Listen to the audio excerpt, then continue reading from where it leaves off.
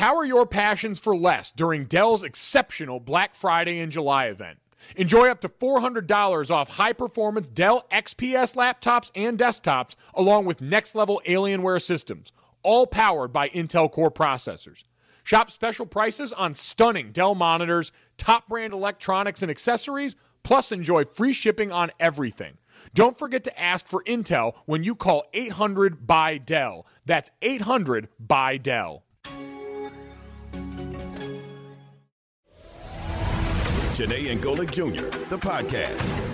It is Too Damn Friday, and I'm so glad to have my girls here with me. Hoopers, it's time to head to the hardwood. Hoopers United. Janae and Golick Jr. on ESPN Radio and streaming live right now on ESPN Plus. It's the first take, her takeover. We just had Kimberly A. Martin and Charlie Arnold. But now I'm so excited to welcome in Monica McNutt, our excellent basketball analyst here at ESPN. You just know her on the NBA, MSG Network, ACC, everywhere there's a hoop and people are bouncing a ball. My girl Monica is here. We are presented by Progressive Insurance, and all guests join us on the Goodyear Hotline. Now, in about 10 minutes, we will get you the pressing information, as we have been committed to doing everything important, news and information from the sports world, the good and at times, unfortunately, the bad. So in about 10 minutes, we will bring in our ESPN legal analyst to provide insight on the Deshaun Watson and his latest legal move. But right now, I have to intro my girl, Monica. How are you doing, sis? I know you just finished a long college basketball season, and now we're ramping things up for not only the NBA, but the WNBA draft is next week. Girl, we ain't going to be sleeping anytime soon. There's zero sleep. But I will say that I did book a little quick getaway the first week of May before the season starts, the weekend of May 14th, and we get into this full-fledged stretch with the W starting up, and we'll be approaching NBA playoff time. But, Janae, it's so good to be here with you, sis. I mean, you've been representing, holding it down, major time slot, first black woman on radio on a daily show. Like, the accolades go on. Your team just won a national championship. I just need your glow to kind of rub up off me. Thank you so much, girl. We all stand in the same light. And by the way, the light in your place is lit because you are glowing, sis. And now I know you're full-time normally with the Knicks. But can I talk about the Brooklyn Nets? Is that okay, sis? That's fine. Let's have a basketball conversation. I can appreciate greatness even if it's across town. Yes, beautiful. Appreciating greatness, because we had that opportunity exactly this past week as Kevin Durant returned to the Brooklyn Nets this week. My Lord, he made an immediate impact. 5 for 5 from the field, 17 points in 19 minutes, which was wild. Now, we know that he was dealing with the same injury that now James Harden is dealing with, the hamstring. But what did you think, oh, my gosh. It's okay. We love Kmart. And you've been with her like for 8 hours, or more like all week, 40 hours Girl, almost? I've been with her for 72 hours. 72 hours, Kmart. We got to figure out what your nickname. What is your nickname, Monica? Me? Yes. I go Mon, McNutt, Eminem, whatever. Oh. Is your last name a nickname? I love my last name. It's a long story. We'll talk about that Eminem, one day. I'm here for that. Eminem. What did you think of Kevin Durant's return to the court, Eminem? And also, do you think he's going to have the biggest impact on the title odds for them? Golly, today, this is such a tough question. All right, let me compartmentalize. All right, in terms of his return, was it everything that I expected, or did it exceed expectations? I'm somewhere in the middle of that, because Kevin Durant has been one of the greatest basketball players of this generation for a long time, and so that's no secret. If I was going to nitpick, his first 3 personal possessions when he had the ball, he did turn the ball over twice in that stretch. He just had to get his rhythm back. But other than that, the basket hasn't moved, the game hasn't changed. He seemed so fluid and comfortable. And obviously, as we talk about this team, one of the big headlines is that the Big Three has played just 7 games together to this point. And even in his return, James Harden obviously was dealing with that nagging hamstring injury himself. But he and Kyrie looked great. I mean, I thought he and Blake looked great. I mean, Joe Harris, I don't know that he gets the credit that he deserves in terms of the spacing that he creates, because you cannot leave that man, right? He's going to knock down shots. So it was good to see KD back on the floor. He looked very much in rhythm. The game just comes so easily to him. And I remember when, Easy Money Sniper was the handle, I was like, that's him. It just looked so easy and so fluid. And you can tell, again, I keep saying it, the East is this team's to lose, in my opinion. Yeah, for sure. It's Janae Jr. on ESPN Radio. Janae Gomeke, Monica McNutt. I was going to say Eminem here on ESPN Radio. This is a continuation of the first take, her take over. And I really do think that Kevin Durant is the icing on the cake. And it's crazy because obviously James Harden has had to carry superhuman loads, whether it was his time in Houston and then now stepping into Brooklyn where he had to deal with Kyrie now not being out for a couple of games, Kevin Durant not being there. And so a lot of people are putting respect.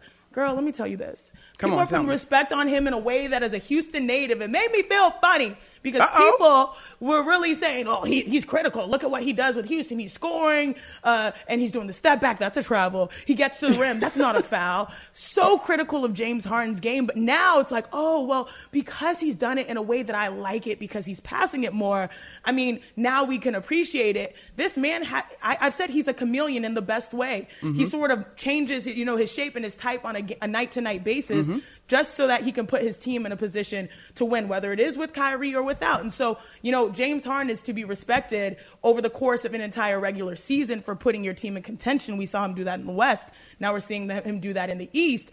But at the end of the day, I mean, like I said, this team, the Brooklyn Nets, they can substitute stars, meaning James Harden's out, KD comes back in, and they don't miss the beat. But when it comes to the playoffs, you cannot substitute 7 feet tall, isolation, and he can get a bucket, in the paint, in the mid-range, and from three. And that's why Brooklyn is really different. Chenango Jr. brought to you by Goodyear, helping you discover the road ahead. Goodyear, more driven. Now, Monica, I just want to get your personal point of view, the flavor, because I know we're talking about impact, and you said, obviously, James Harden is to be respected, and Kevin Durant is that dude. Tell me where the Knicks sort of fit in the equation of energy and momentum, especially this year, because now I've got my producer Shannon's attention as he turns around because I said the Knicks. So as someone who has kept a very close eye on the New York Knicks, where do they fit in New York basketball? It's, you know what, Janae, it's so crazy. I'm going into my rapidly approaching my fourth year with MSG Networks. And we have a tremendous team there. Bill Pito holds it down, Alan Hahn, Wally Zerbiak. Like, that's the studio game crew primarily. And then, of course, Mike Breen, Clyde Frazier is tremendous. Here's what I will say. The most exciting thing about the Knicks this year is that they have a direction, and it seems to be pretty clear. I personally think that they are one of the 10 best teams in the East. And so therefore, under the new playoff structure, that means that this is the playoff team. I'd love them to stay above, 7. I know that the rest of their schedule is very challenging. And so I won't be naive, particularly the last 5 out of 6 that they've dropped. Very close ball games, like literally last second possessions. They had opportunities and couldn't get it to fall, including versus the Nets. What's today? Friday versus the Nets on Monday night. So I think the most promising part is that this team has a direction. It has an identity. When you talk about one of the better defensive teams in the league, they are still growing in terms of having that big time, consistent closer. I think Julius has done a tremendous job this year. Obviously, he was an all-star. It speaks to the growth of his game and the stats that he's producing. But when you watch these guys, there is a commitment defensively, which credit Tibbs, right? There's a commitment to winning the best way that they can, right? And so when I say that, I admit that there's still room to grow. You got to be able to get close ball games down the stretch. But I think more than we've seen in the past, players know their roles, they know their identities, and they're beginning to excel in that. I think RJ Barrett obviously is still able to get to the rim, finish in traffic. Reggie Bullock, I think, has been a really pleasant surprise this year in terms of his ability to knock down the three, which he's been shooting really well as of late in particular. And you can count on him pretty much on the defensive side of the ball. The injury to Mitchell Robinson, Chene, we hate to see it. I mean, he was really continuing to improve and grow in terms of his game. And I loved him around the rim. We got super dope highlight alley-oops from him. He brings the energies. He's blocking shots. He's rebounding. So that was certainly a tough loss.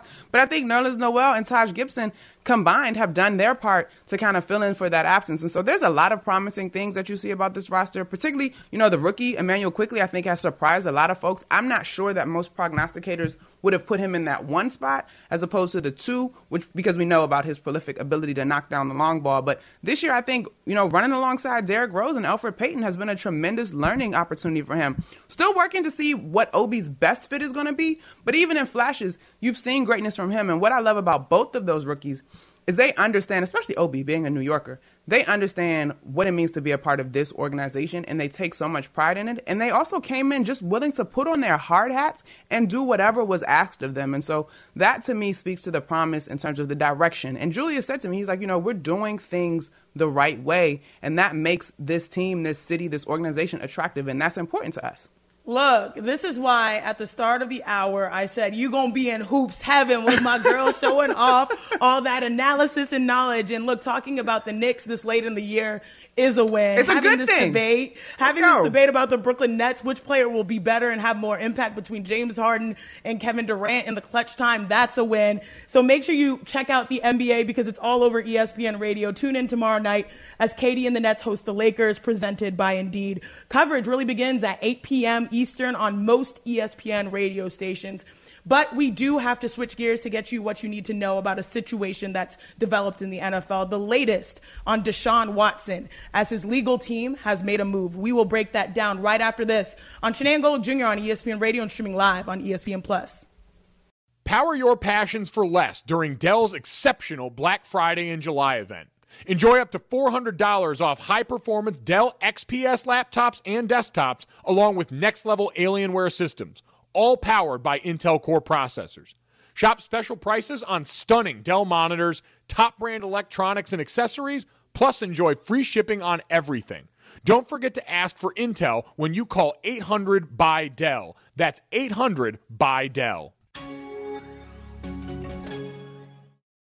Do you own or rent your home? Sure you do. And I bet it can be hard work. You know it's easy? Bundling policies with Geico. Geico makes it easy to bundle your homeowner's or renter's insurance along with your auto policy. It's a good thing, too, because you already have so much to do around your home. Go to geico.com, get a quote, and see how much you could save. It's Geico easy. Visit geico.com today. That's geico.com. Janae and Golic Jr., the podcast. Now, in a few minutes, we will get to the on-the-field play with Field Yates, and obviously, pun intended, especially with the conversations about pressure potentially being on the Patriots and Bill Belichick. But first, we need to get you what you need to know today, and unfortunately, it is off the turf. It's Chiney Ogwumike and Monica McNutt here on Chiney and Gold Jr. on ESPN Radio. And now the information that you need to know is that two judges have ruled that most of the plaintiffs suing Texans quarterback Deshaun Watson must now identify themselves. The rulings are coming from two hearings today that cover 13 of the 22 lawsuits filed against Deshaun Watson alleging sexual assault and inappropriate conduct. While the attorneys have agreed to release a 14th name also later today. Now, the second hearing held in the 113th District Court, the plaintiff's attorney, Tony Busby, and Deshaun Watson's attorney, Rusty Hardin, agreed that 9 of 12 women would publicly reveal their names by Wednesday after they told Busby that they would do so voluntarily. Now the court has stepped in and said that this should happen. Now, that is a lot of information, and to help us better understand this, we're so grateful to be joined by Ryan Smith, our ESPN legal analyst.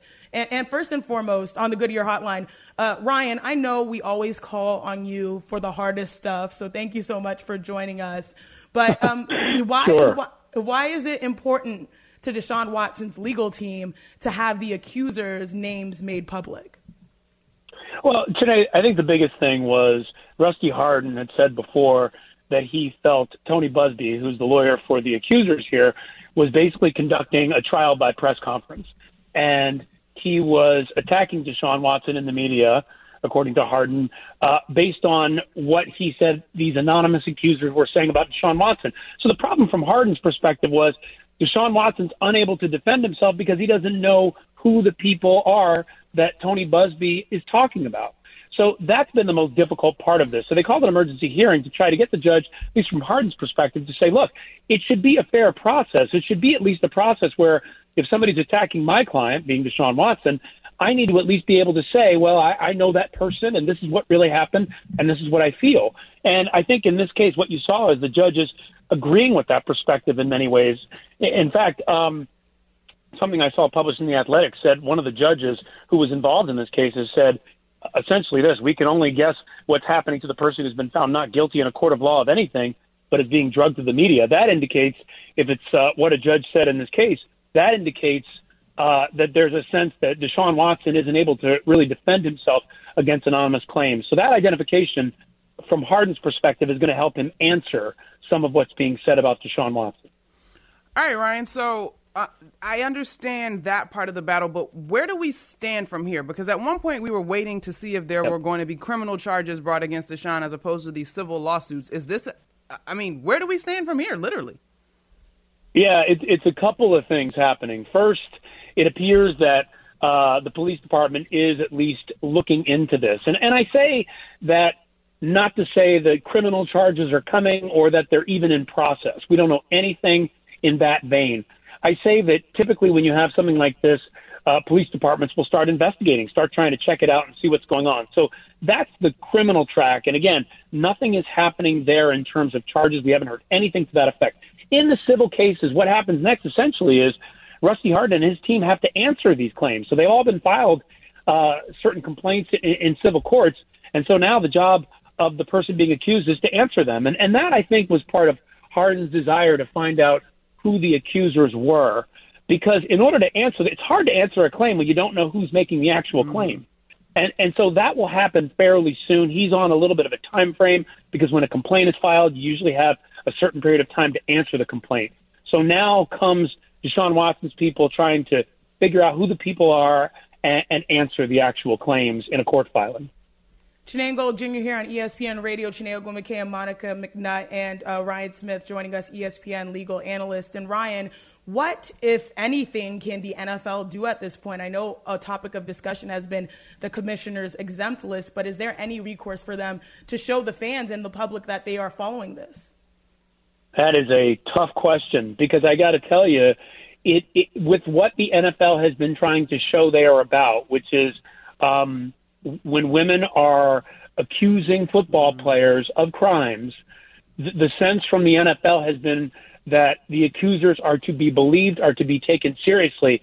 It's hard for them to essentially toe that line and then allow Deshaun Watson to play. And what becomes difficult here is you also involve the NFLPA in this, and you look at it and say, well, Deshaun Watson hasn't been convicted of anything. He's denying all of these claims. So what to do in that scenario? I think the NFL has available to it the ability to try to suspend him with pay or to possibly put him on the exempt list. The suspending with the pay would be difficult, but the exempt list is always a possibility. And the question for them is going to be, when do they take that action? I think right now they're in an okay situation because football is not being played. We're not in training camp. So the eyes aren't on the league right now. But I think once you get closer to training camp, they're going to have a very tough decision to make. And that decision is going to be, I got to tell you guys, civil cases, they don't resolve themselves in days or weeks, months, sometimes years. If there's a settlement, that's a different story. But you're talking about a settlement involving 22 different accusers, and that could be a difficult road, especially when Deshaun Watson has been saying he is looking forward to defending himself in these claims. So it's going to be tough to see what the NFL does with all that. Extremely difficult, but as always, thank you, Ryan, for being here when we always need you, especially in the hardest points. And plus, we know you're working double time on SportsCenter and also spending time and giving us the legal analysis that we truly need in this situation. So we appreciate you. Thank you for all of your insight. Today, Monica, anytime. Take care. Appreciate him all day, every day. And It's never easy to really transition from the serious allegations. But, it's important that we update everyone, on that situation, especially with the importance of, having people be named and then also putting a face to the name, because we did start the week with the emotion of some of the accusers. But now we've seen Deshaun Watson and his team's first move. Never easy to transition, but we'll try our best to do so as we, transition to the NFL and the on-field, because former NFL Pro Bowler said that Bill Belichick should right now be on the hot seat. Yes, spicy take, and we'll ask our insider about that next on Chinane Gold Jr. on ESPN Radio and streaming live right now on ESPN+. One app, one tap, we back. Switch to style up, never beat new track. One app, McGregor's back in town. Mystic Mac got the suits, he ain't backing down. Got Mitchell with the shots, he's a three-point provider. Corren como locos cause they're scared of the spider. One app, La Liga's live on stream. Messi versus Benzema, Clásico Supreme. third game on point, Coco setting it off. Ace down the line, the match goes to golf. ESPN goes deep otra vez. One app, one tap, it's a worldwide trend. The ESPN app. Download now. Chinane and Golic Jr., the podcast. Look, we got a taste of Monica McNutt in her basketball bag, and the people want more. We got to give the people what they want. It's Shenango Jr. on ESPN Radio. We are presented by Progressive Insurance, and all guests join us on the Goodyear Hotline. Shanae Ogwumike, Monica McNutt holding it down on this first Take Her Takeover with my girl. Now in about 10 minutes, we will get to the NBA MVP race because a number of stars have missed significant time, which means it's an opportunity for others to slide their way in. ESPN Radio is presented by Progressive Insurance. At Progressive, they're making things even easier. They'll help you bundle your home and car insurance together so you can save on both. Learn more at progressive.com or 1-800-PROGRESSIVE. But first, let's get back to, our favorites, because we just had Ryan Smith, our ESPN legal analyst. And now let's head back to the Goodyear Hotline to be joined by Field Yates, ESPN NFL insider, also co-host of the First Draft podcast. Field, it's been really spicy today on this Friday because LeVar Arrington, a former NFL player and 3-time Pro Bowler, he said this, all right? He said that the Patriots and Bill Belichick need to, quote, have a very good season this year. And he also said that Bill Belichick is on the hot seat after Tom Brady won a Super Bowl. Now, Field, as someone who has spent significant time with the organization, is the block hot for Bill Belichick right now? Man, I'm trying to think of, the appropriate analogy. But first of all, what a dynamic duo we've got today on the show. We all love Gojo, but Monica doing an exemplary job stepping in. And I'm glad to talk NBA MVP if you guys want to as well. I'll cast my vote at the end of the segment. We love it. But, man, I don't know. Bill Belichick's seat is as hot as a Canadian winter right now, right? Bill Belichick is the Patriots. I understand the idea that the Patriots are under pressure given that Tom Brady just guided the Bucs to a Super Bowl, and that innately creates pressure for the Patriots. But what's going to happen, right? What's the recourse if the Patriots go 9-8? And by the way, I was going to say 9-7, forgetting that there's an extra game next year. But if they go 9-8 or 10-7 next year, Bill Belichick's going to stay with the Patriots until Bill Belichick is done with coaching football. It's his prerogative as to when he departs. 6 Super Bowls in 19 seasons. He's going to eventually become the NFL's all-time winningest coach. But I will say this, and I understand that it's a different team, a different league year to year, but it felt like just about everything that could go wrong for the Patriots last year in terms of having a bad roster, in terms of having some COVID issues during the season, injuries that piled up. A lot of that stuff went wrong, and they went 7-9 last year. It's a little scary to think that the Patriots' crater is 7-9. Most teams, when they crater, they go in 2-14. So I would say that if the Patriots, especially if they can fortify the quarterback spot in the draft with a young player in the first round, which I don't know if that's possible, but if it is, I would feel very optimistic about them finding their way back into the playoff mix as soon as next year. All right, Field. I may be alone on the island in this, but I really just think that Bill Belichick is a winner. And whether Tom Brady did or did not have success apart from him, he still was going to do what he needed to do to win. But anyway, let's not go down that rabbit hole because I'm sure it's pretty deep. Let's go to the upcoming draft. We mentioned you are the co-host of the First Draft podcast. Terrific knowledge there. What are we hearing about the number 3 selection going to the San Francisco 49ers? Yeah, all roads right now are leading towards Mac Jones, Alabama quarterback who had an unbelievable year. And so let me start by praising Mac Jones because I feel like recently it's been a lot of but with Mac. So let me just start by saying this. Since this past college football season started, I really believe that Mac Jones has basically done everything that he could do at the highest level. His season was unbelievable. He completed nearly 78% of passes. 78% of his passes. It was the single season NCAA record. So, obviously accuracy is working in his favor. And I get it. He's got unbelievable players around him. But still, it's better than what Joe Burrow did a year ago when Joe Burrow also had potentially 3 first-round wide receivers around him. So it's an incredible year for Mac Jones. That continued during the pre-draft process. He showed up at the Senior Bowl. He performed during the week in practice. And I thought he not only showed himself as the best quarterback there, but clearly the player that everybody else was gravitating towards. And if you're a quarterback, you've certainly got to have leadership to you. So Mac Jones has continued to do as much as he can within his power over the past 8 or 9 months to cement his draft status. And as a result of that, I do believe that he's going to end up being the third overall pick in the draft. It's no mystery the 49ers are going quarterback, and they seem to have an affinity for Mac Jones. And when our guy Shefty states Mac Jones as confidently to the 49ers as he has, I know a few things in life, and one of them is we don't bet against Shefty. We just don't do it. Very true. It's Chenango Jr. on ESPN Radio. Chenango McKay, Monica McNutt, Field Yates, our ESPN NFL insider. And Field, I know you just gave a lot of love to Mac Jones, who has a new nickname, Big Mac Jones. Charlie Arnold earlier on our show said that was a good nickname. I was like, I thought missed it was that really one. cool. She loves McDonald's. But Field, what about Justin Fields? With the second pro day, on deck, will that second pro day change anyone's mind? Also, Phil, to jump in on that, too, how did Justin fall, if you can add that? Because the last thing I heard was Trevor and Justin was neck and neck. But I'm sorry, I just had to interject. Yeah, I'm glad you did, because I'm having a hard time figuring out myself. And so in our position on the outside, as in like not working for a team where we don't have all the information that teams do, because they've got area scouts that are spending time in these college towns and talking to everybody and their brother about these players and trying to get some information on who they are as individuals, not just who they are as athletes.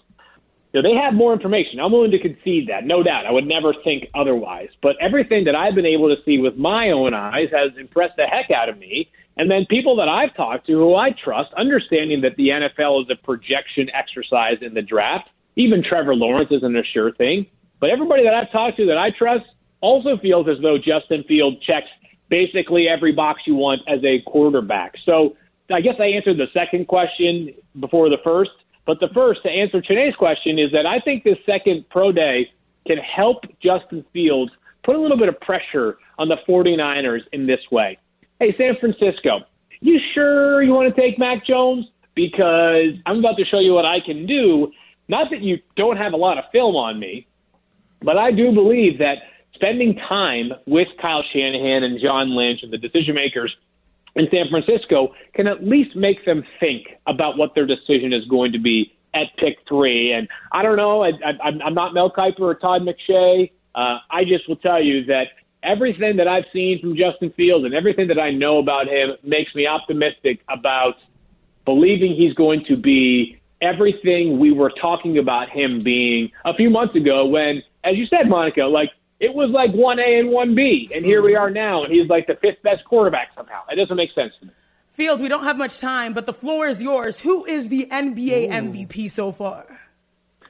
All right, so I think it's Nikola Jokic, and I understand that the Nuggets had they had a slow start, but I think part of that was us like being a little bit too confident in how they performed in the bubble. Without remembering, they came back from back-to-back 3-1 series. But he's been the best offensive player in the league, obviously does things that I'm not sure I've seen a center do maybe in my lifetime and certainly in a long time. He does not impact the game as much on both sides of the court like someone like Giannis can or LeBron can or anybody else can that we're talking about right now. But he's the most unique offensive player. Denver's been playing better. And obviously when you factor in the current injury for LeBron, the current injury, or the most recent injury for Joel Embiid, Giannis is about to miss his 4th straight game. I think there's at least a case for my guy Nikola Jokic as the NBA MVP. But you guys are not only prepared to, I'm sure, but you guys have every right to tell me I'm a complete moron because you guys have forgotten more about basketball in the past 10 minutes than I've known about basketball my entire life. Cisco's dad, that analysis deserves some snaps. Appreciate you, Field. Thanks for stopping by and dropping some knowledge. Thanks for having me on, guys. I'll talk to you soon. The versatility of Field Yates on full display, especially with the MVP conversation. But you got 2 bad women, basketball women, that have MVP takes locked and loaded. Who is the real MVP of the NBA right now? We'll tell you. But first, a quick word from Indeed. Now, connoisseur of case management or guru of global sales, whoever you're looking to hire, you can find them at Indeed. Sponsor a job post, and Indeed's Instant Match searches millions of resumes in their database and immediately delivers a list of quality candidates whose resume fits your job description. You can add an Indeed skills test so candidates can show you their skills that really go beyond the resume. No wonder Indeed delivers 4 times more hires than all of the other job sites combined, according to Talent Nest. Visit Indeed.com/credit. Now, Harden, LeBron, Embiid, Field named them. They've all missed time. So now who should be the real MVP in the NBA? That's coming up next on Chiney and Gold Jr. on ESPN Radio and streaming live on ESPN+. Hey, this is Adrian Wojnarowski. Check out my podcast, The Woj Pod, with insight and analysis on the top stories in the NBA. Adrian Wojnarowski, our insider extraordinaire. Reaction to breaking news. This is the latest Woj bomb. And in-depth conversations with some of the biggest names in the league. Thanks, Woj. Do it again. I'm good. Thanks for having me on the podcast. All right. Yes. Thank you, Woj. Appreciate you having me on. Listen and subscribe to The Woj Pod wherever you listen to podcasts. Janae and Goldie Jr., the podcast. The top of the hour, I cannot wait for my sis to go off. Draymond Green back at the mic, making waves, responding to Megan Rapinoe. But I don't know if these waves were groovy, like to totally do it. I don't think these were groovy. But right now to the action on the hardwood. It's Chiney and Gold Jr. on ESPN Radio. Chiney Ogwumike and Monica McNutt. And it feels good to say both basketball analysts, both black women. Come on. Both out here. Energy. Yes, Ooh, energy. Yes. So let's talk about the NBA because we've got about 20 games left. And the MVP conversation usually at this point is getting cemented. And it seems like the opposite is actually happening. Now, based on the journey of the season, started off with LeBron James probably becoming the oldest MVP at 36 years. Then it transitioned to, as Golick Jr. calls it, chugga, chugga, chugga, chugga, chugga, chugga, chugga, chugga, choo, choo. The James Harden train, falling in love in Brooklyn. And then the Philadelphia 76ers enter the chat with Joel Embiid. But now with all of those guys, LeBron, James Harden, and Joel Embiid missing time, Monica, where are we at in the MVP? Because we just had Phil Yates say Jokic is now the leader, which is true in the conversation. If you look at his numbers, they're absurd, especially for a big man. Set the table for MVP as we sort of head down the final stretch of the season. Not to be done, or outdone rather, by Phil Yates, who was talking hoops like it was his primary sport. I must say, though, why so serious is my answer. And so, yes, I actually agree with Field 100%. It's looking like the Joker. And I will say, Chiney, in the beginning of the season, it took me a minute. I never, hate to, Space Jam, The Legacy, whatever coming out. I never really gave LeBron my MVP vote. I went Joker, Joel, and now I'm back to Joker. I think you mentioned it. This man is top 5 in both assists and rebounds as a center. And I'm sure he's top 15 in terms of scoring in the league as well. The thing that we held against them, and Field so eloquently laid this out, was the way that they started the season. But I think on the flip side of that coin, the thing that now will be held against Joel, LeBron, potentially, less so LeBron, potentially Giannis, depending on how the Bucks handle themselves and how long he's out, is that their teams were fine. Particularly the Sixers. Their team is fine. And we know that the Lakers are not necessarily concerned about their seeding as far as the regular season goes, even though they have certainly fallen without LeBron. But they were falling without AD. So even in that case, it's kind of like, well, this is what happened while you were out, as opposed to we're now getting to see this Denver squad at full strength with the Joker and Aaron Gordon and Jamal Murray coming into form at just the right time. I mean, it's hard to get a grade for something, a test, right? In school, it's hard to get a grade for a test if you weren't there. That's kind of how it goes. That is so true. And you and I both got excellent grades and we went to very good schools. And so we get that. But, I absolutely think that this would be an interesting year because I've always said this season has been 2 seasons wrapped into one with 71 days in between the NBA Finals and the start of the 2021 season. And so while we thought a lot of these stars would have enough steam to make it through the year, it just seems like they're actually smarter holding back their stars and making a push for the playoffs. But Monica, this begs the question, Jokic, obviously that's probably the easiest choice. But who else are in the mix? Because we were having conversations. CP3, a lot of people are talking about right now. Damian Lillard needs to get a little bit more love. Who else do you think deserves to be in the mix when it comes to the MVP? Well, this week I was very much on the why are we not talking about CP3 for MVP train? And I know Mark Jackson this week during the Suns Jazz game, he went on eloquently about Donovan Mitchell and Devin Booker should be in that conversation. I think it's an interesting case for Donovan. The problem to Donovan's detriment in terms of that argument in my mind is just how well balanced that machine is that they got going out in Utah right now.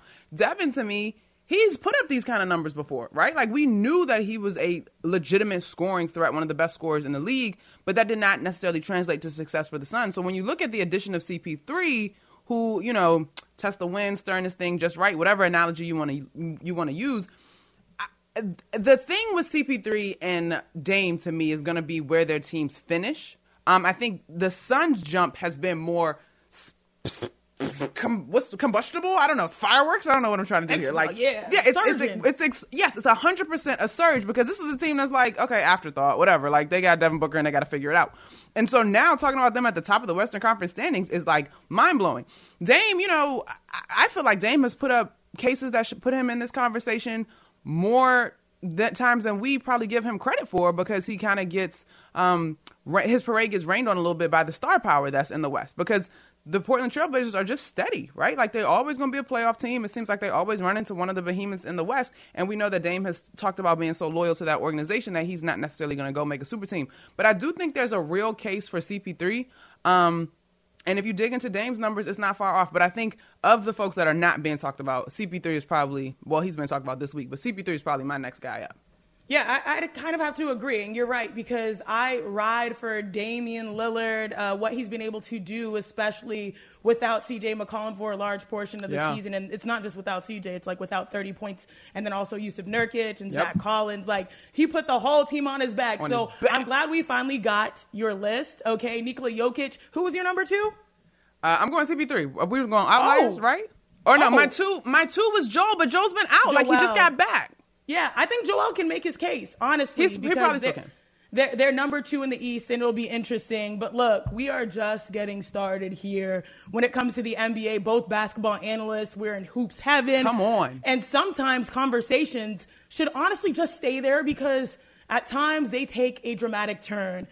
They go on pause. They should be put in purgatory, honestly, these conversations. And it involved Draymond Green once again. Controversial comments. Broken down right after this on Janae and Golick Jr. on ESPN Radio and streaming live on ESPN+. Thanks for listening to Janae and Golick Jr. Make sure to subscribe, rate, and review. You can hear the show live weekdays at 4 p.m. Eastern on ESPN Radio, ESPN News, and wherever you stream your audio.